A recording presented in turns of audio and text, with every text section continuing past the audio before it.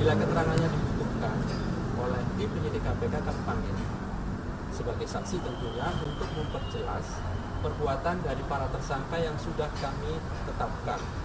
Jadi dalam proses penyidikan itu, dalam sistem KPK, sistem penegakan hukum di KPK itu sudah ada tersangkanya ya. Berbeda dengan di penegakan hukum lain, barangkali dalam proses penyidikan belum tentu ada tersangkanya.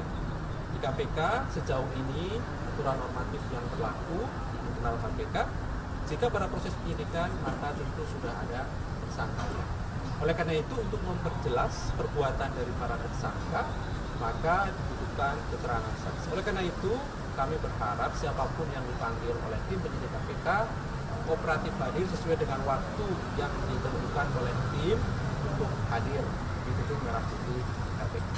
Berarti benar yang akan dijadwalkan besok ya? Besok ditunggu saja. Sekali lagi harapan kami tentu hadir sesuai dengan surat panggilan yang sudah diberikan atau dikirimkan, begitu ya. Jadwal pemeriksaan saksi di KPK itu selalu dimulai jam 10 untuk semua saksi yang di KPK, begitu ya. Artinya KPK sudah mengirimkan surat panggilan kepada Caimin ya, Mas Ali? Ya, jadi teman-teman besok ditunggu saja, gitu ya. Yang pasti kami berharap siapapun yang dipanggil oleh KPK itu hadir sesuai dengan surat panggilan. Lebih kami sudah mengirimkannya beberapa waktu yang lalu kepada para saksi-saksi, gitu ya. Kehadiran siapa, Mas?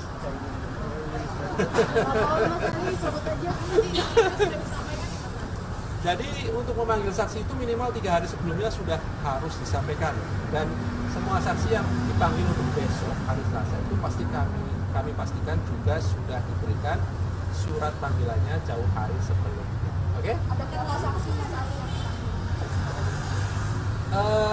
Untuk jadwal biasanya keluarnya kan memang besok ya, gitu ya. Tetapi memang ada pemanggilan saksi untuk perkara dikenakan besok, gitu ya. Untuk jumlahnya besok kami pasti informasikan. Mas, ada kerugian negara dalam kasus ini berapa sih Mas kan dari kemarin? Untuk kerugian keuangan negara, kemudian perbuatan melawan hukum, termasuk merugikan atau menguntungkan siapa gitu ya, itu kan materi Mas ya.